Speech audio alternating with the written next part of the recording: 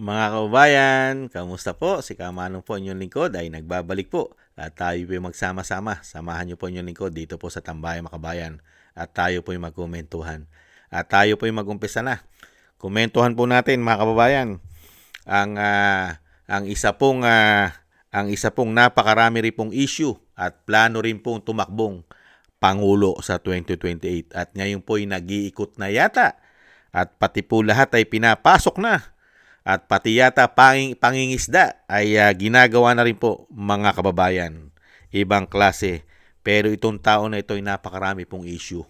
May issue pa sa PhilHealth, may issue pa sa tanim ebidensya o tanim testigo, at may issue pa sa isang damukal na insertion mga kababayan sa flood control. Kaya nga po takot yata ito at takot na takot maimbestigahan ang flood control. Lalo-lalo na pagka po kasama sa investigasyon ang 18 soldiers o mga ex-marine. Hindi po ba? Ito po, panoorin po natin ang senadora na talagang nag-uumpisa na, mga kababayan, dahil akala niya siguro ay may impeach si Sara. Kaya po nagkukumahog na, nag-uumpisa na.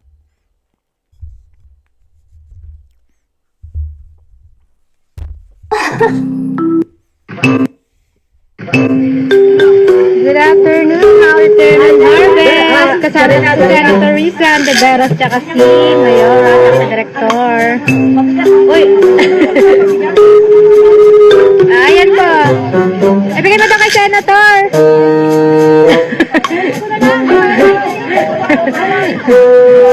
Senator, malaking fish. Neng, pulo ba kaya ka? Ayan, isa natin yan.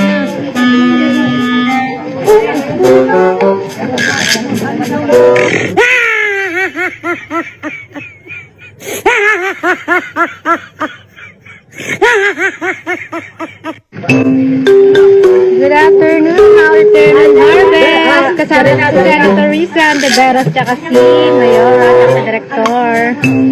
Uy! Ayan po. Ibigay mo ito kay Senator.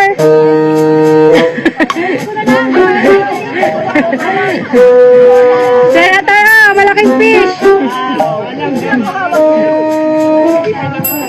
Neng, pulo ba kaya ka? Ayan, isa natin yan.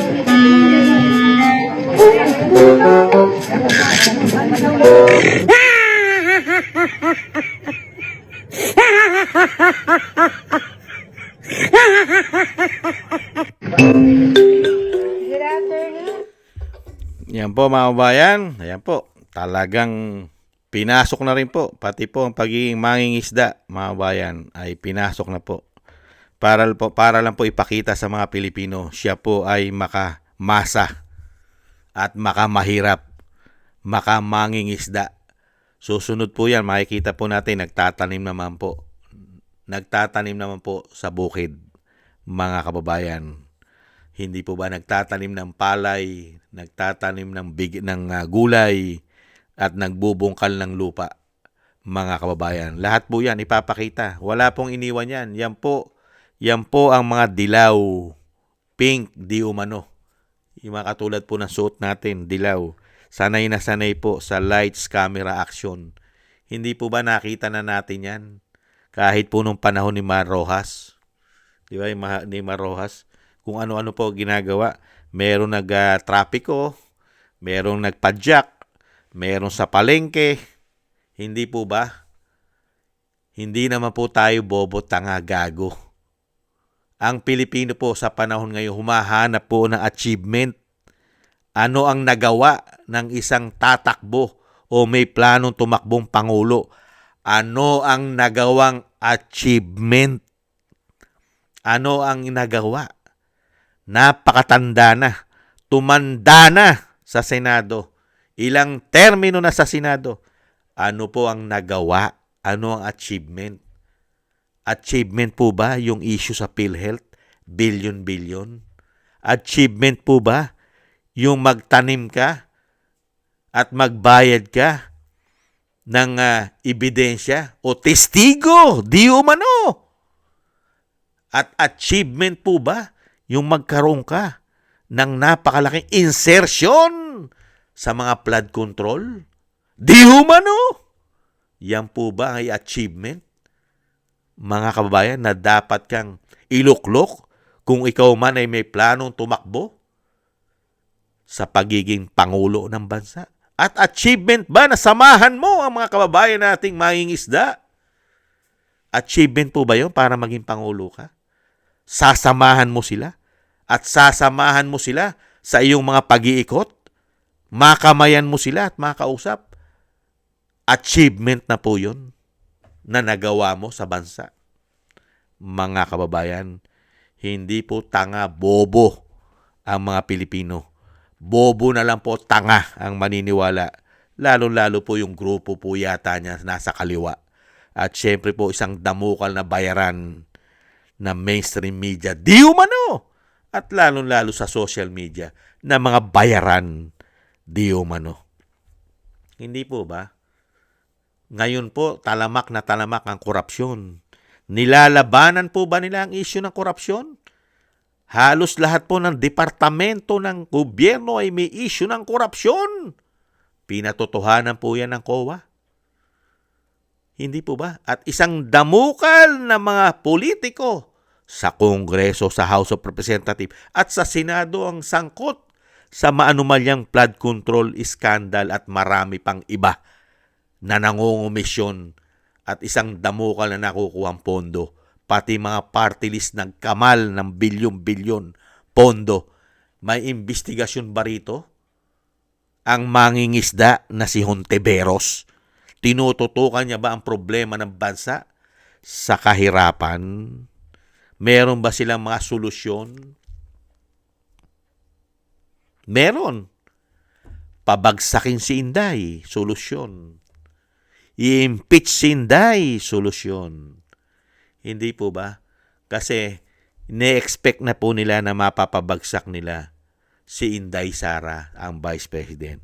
Siyempre nga naman, pagka napabagsak nila, ma-impeach nila si Inday, sino po ang maikinabang, mga kababayan, pag na-impeach nila si Inday? Sino po makikinabang? Hindi po ba ang unang makikinabang ay mga dilaw, pink, liberal, at mga makakaliwa, di umano? Unang makikinabang dahil madali na nilang pabagsakin yung nakaupo dahil sa dami ng issue rin ng korupsyon at may issue pa ng pulburon. Hindi po ba ang makikinabang ay sila? Kaya nga gusto nilang pabagsakin. Unahin nila si Vice President dahil yan po ang plano nila, di umano. Pag napabagsak na nila mga Duterte, sila na po ang big winner, di umano. Hindi po ba, mga kababayan? At pwede rin po magsabwatan yan. Pwede rin dahil ngayon nakikita natin na magkakasama na silang lahat, di umano. Hindi po ba? Yan po ba, mga kababayan, ang tanong ni Kamanong? Yan po ba ang gusto nyong maging lingkod bayan bilang Pangulo? Dahil nangangamoy naman, natatakbo. Dahil alam naman natin na tapos na ang termino niya sa Senado. At kung siya ay walang plano, siya po'y mananahimik at hindi mag-iikot at hindi sasakay ng bangka. Di umano. Hindi po ba, mga kababayan? At siyempre po inaasahan po natin na ang katarungan at ang kabutihan ang maghari sa ating bansa. At siyempre po ang dasal at panalangin natin na isang agila ng Mindanao ang maluklok at maupo sa Malacanang. Para po itong mangingisda na si Hontiveros ay maimbestigahan din po ang isang damukal na pinupukol sa kanya. Napakarami po. Yung pinaputok po ni Katunying, how many billions, mahigit 3 billions ang pinaputok ni Katunying na insertion, flood control issue ni Hontiveros. At wala pa dyan ang pumutok na, matagal na, ang issue rin po ng bilyon-bilyon sa PhilHealth. At siyempre po, ang pinaputok po ni Karine, ni alias Rene. Ni alias Rene.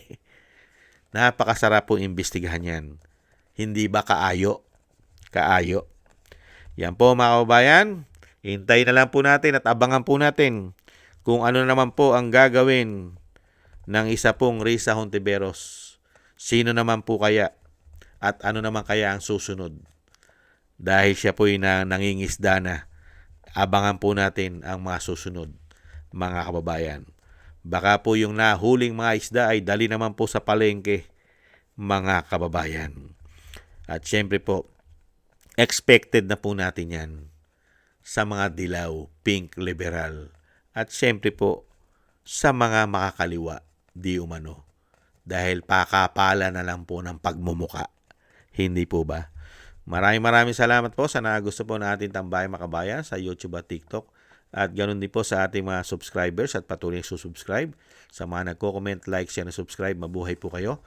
Shoutout po sa inyo lahat. At thank you rin po sa mga nagbibigay po ng tulong at biyaya. Shoutout po kay Tatay Nick ng Canada, kay Mila Yi, Jesus Valdepena, Balance Vision TV, Gay at Shena, Norma Garcia, si Annie Jo, ako si Pilam, si Jovelyn Watanabe ng Japan, si Jem Aris sa United Arab Emirates, Baby Roman at Ate Isa na Cagayan, Julieta Silona na Sydney, Australia, Gina Ray ng Berlin, Germany, Jake Yahut ng California, USA, Eric Hershaw ng Canada, Kingston ng Hong Kong. Thank you po sa inyo.